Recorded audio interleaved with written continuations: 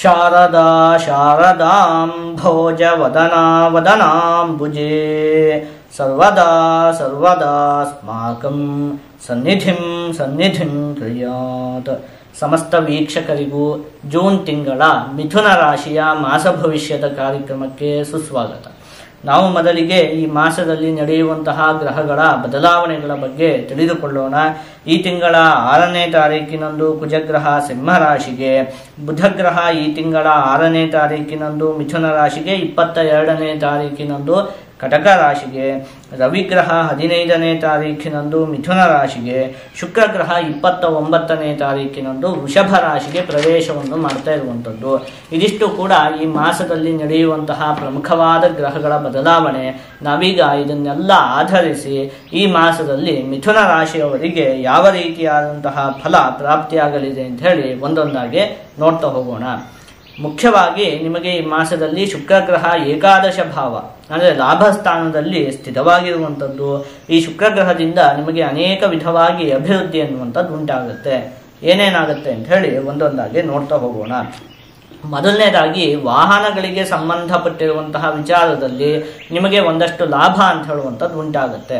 ಅಂದರೆ ವಾಹನಕ್ಕೆ ಸಂಬಂಧಪಟ್ಟಿರುವಂತಹ ಕೆಲಸವನ್ನು ಮಾಡುವಂತಹ ವ್ಯಕ್ತಿಗಳಿಗೆ, ಅಂದರೆ ವಾಹನ ಚಾಲಕರಾಗಿರಬಹುದು ಈ ರೀತಿಯಾಗಿ, ಅಥವಾ ವಾಹನವನ್ನು ರಿಪೇರಿ ಮಾಡುವಂತಹ ವ್ಯಕ್ತಿಗಳಾಗಿರಬಹುದು, ಈ ರೀತಿಯಾಗಿ ವಾಹನಕ್ಕೆ ಸಂಬಂಧಪಟ್ಟಿರುವಂತಹ ಕೆಲಸವನ್ನು ಮಾಡುವಂತಹ ಎಲ್ಲ ವ್ಯಕ್ತಿಗಳಿಗೂ ಕೂಡ ಈ ಮಾಸ ಅತ್ಯಂತ ಉತ್ತಮವಾಗಿದೆ. ಇನ್ನು ವಿವಾಹಾಪೇಕ್ಷೆಗಳಿಗೂ ಕೂಡ ಈ ಮಾಸ ಅತ್ಯಂತ ಉತ್ತಮವಾಗಿದೆ. ಹಾಗೆ ಕಲಾವಿದರುಗಳಿಗೆ, ಸಂಗೀತಕ್ಕೆ ಸಂಬಂಧಪಟ್ಟಿರುವಂತಹ ಕೆಲಸವನ್ನು ಮಾಡುವಂತಹ ವ್ಯಕ್ತಿಗಳಿಗೂ ಕೂಡ ಅವರ ಒಂದು ಉದ್ಯೋಗದಲ್ಲಿ ಅಭಿವೃದ್ಧಿ ಅನ್ನುವಂಥದ್ದು ಉಂಟಾಗುತ್ತೆ.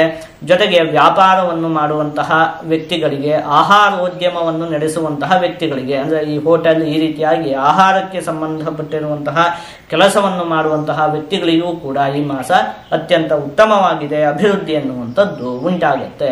ಮುಖ್ಯವಾಗಿ ಕುಜಗ್ರಹ ನಿಮಗೆ ತೃತೀಯ ಭಾವದಲ್ಲಿ ಸ್ಥಿತವಾಗಿರುವಂಥದ್ದು.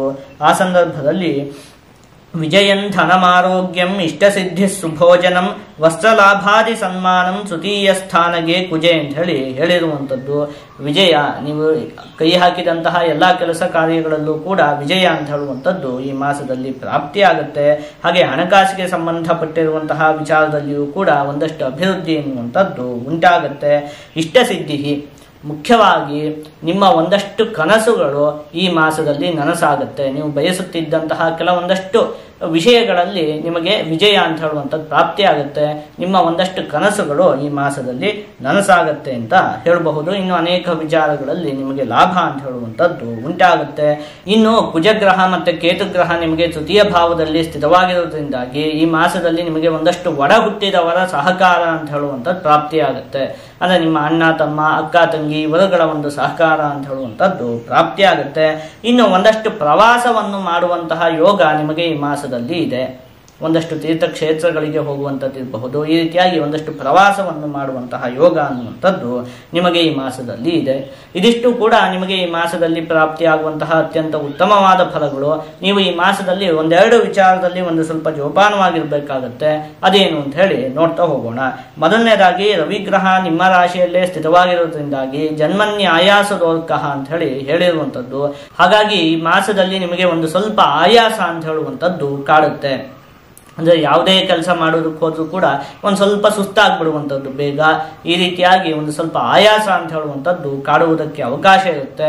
ನೀವು ಆದಷ್ಟು ಈ ಮಾಸದಲ್ಲಿ ಪೌಷ್ಟಿಕಾಂಶಯುಕ್ತವಾದಂತಹ ಆಹಾರಗಳನ್ನು ಸೇವಿಸಬೇಕು. ಇನ್ನು ಗುರುಗ್ರಹ ನಿಮ್ಮ ರಾಶಿಯಲ್ಲೇ ಸ್ಥಿತವಾಗಿರುವಂಥದ್ದು. ಆ ಸಂದರ್ಭದಲ್ಲಿ ಉದ್ಯೋಗಸ್ಯ ವಿರೋಧಕಂ ಅಂತ ಹೇಳಿರುವಂಥದ್ದು. ಹಾಗಾಗಿ ಉದ್ಯೋಗಕ್ಕೆ ಸಂಬಂಧಪಟ್ಟಿರುವಂತಹ ವಿಚಾರದಲ್ಲಿ ಮನಸ್ಸಲ್ಲಿ ಒಂದಷ್ಟು ಚಿಂತೆಗಳು ಉಂಟಾಗುತ್ತೆ.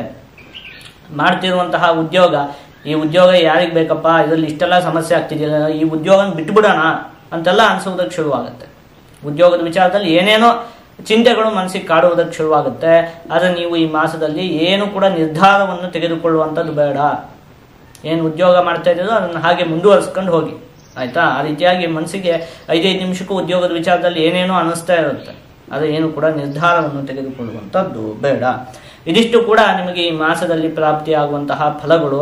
ಈಗ ಇದನ್ನೆಲ್ಲ ಒಟ್ಟುಗೂಡಿಸಿ ಒಂದೊಂದೇ ವಿಚಾರದಲ್ಲಿ ಈ ಮಾಸದಲ್ಲಿ ಯಾವ ರೀತಿಯಾದಂತಹ ಫಲ ಪ್ರಾಪ್ತಿಯಾಗಲಿದೆ ಅಂತ ಹೇಳಿ ನೋಡ್ತಾ ಹೋಗೋಣ. ಮೊದಲನೇದಾಗಿ ಆರೋಗ್ಯಕ್ಕೆ ಸಂಬಂಧಪಟ್ಟಿರುವಂತಹ ವಿಚಾರದಲ್ಲಿ ದೊಡ್ಡ ಮಟ್ಟಿನ ಯಾವುದೇ ಸಮಸ್ಯೆ ಇಲ್ಲ, ಆದರೆ ಆಯಾಸ ಅಂತ ಹೇಳುವಂಥದ್ದು ಕಾಡುತ್ತೆ. ಅದಕ್ಕೆ ಈ ಹಿಂದೆ ಹೇಳಿದಂತೆ ಸರಿಯಾದ ಸಮಯಕ್ಕೆ ಆಹಾರವನ್ನು ಸೇವಿಸುವಂಥದ್ದು, ಪೌಷ್ಟಿಕಾಂಶಯುಕ್ತವಾದಂತಹ ಆಹಾರವನ್ನು ಸೇವಿಸುವಂಥದ್ದು. ಇನ್ನು ಕುಟುಂಬಕ್ಕೆ ಸಂಬಂಧಪಟ್ಟಿರುವಂತಹ ವಿಚಾರಕ್ಕೆ ಈ ಮಾಸ ಉತ್ತಮವಾಗಿದೆ. ವಿದ್ಯೆಗೆ ಸಂಬಂಧಪಟ್ಟಿರುವಂತಹ ವಿಚಾರದಲ್ಲಿ ವಿದ್ಯಾರ್ಥಿಗಳು ಒಂದು ಸ್ವಲ್ಪ ಪರಿಶ್ರಮವನ್ನು ಪಡಬೇಕಾಗುತ್ತೆ. ಹಣಕಾಸಿಗೆ ಸಂಬಂಧಪಟ್ಟಿರುವಂತಹ ವಿಚಾರದಲ್ಲಿ ಈ ಮಾಸ ಉತ್ತಮವಾಗಿದೆ. ಇನ್ನು ಉದ್ಯೋಗಕ್ಕೆ ಸಂಬಂಧಪಟ್ಟಿರುವಂತಹ ವಿಚಾರದಲ್ಲಿ ನಾನು ಈ ಹಿಂದೆನೆ ಹೇಳಿದ್ನಲ್ಲ, ಏನು ಕೂಡ ನಿರ್ಧಾರವನ್ನು ತೆಗೆದುಕೊಳ್ಳುವಂಥದ್ದು ಬೇಡ. ಏನು ಉದ್ಯೋಗವನ್ನು ಮಾಡ್ತಾ ಇದ್ದೀರೋ ಅದನ್ನು ಹಾಗೆ ಮುಂದುವರಿಸುವಂಥದ್ದು. ಆದಷ್ಟು ನೀವು ಈ ಮಾಸದಲ್ಲಿ ಈಶ್ವರ ದೇವರ ಒಂದು ಆರಾಧನೆಯನ್ನು ಮಾಡಬೇಕಾಗುತ್ತೆ. ನೀವು ಹೀಗೆ ಮಾಡುವುದರಿಂದ ನಿಮಗೆ ಯಾವುದೇ ಅಶುಭ ಫಲ ಅಂತ ಹೇಳುವಂಥದ್ದು ಪ್ರಾಪ್ತಿಯಾಗುವುದಿಲ್ಲ. ಜೊತೆಗೆ ಎಲ್ಲಾ ಶುಭ ಫಲಗಳು ಕೂಡ ಸಂಪೂರ್ಣವಾಗಿ ಪ್ರಾಪ್ತಿಯಾಗುತ್ತೆ.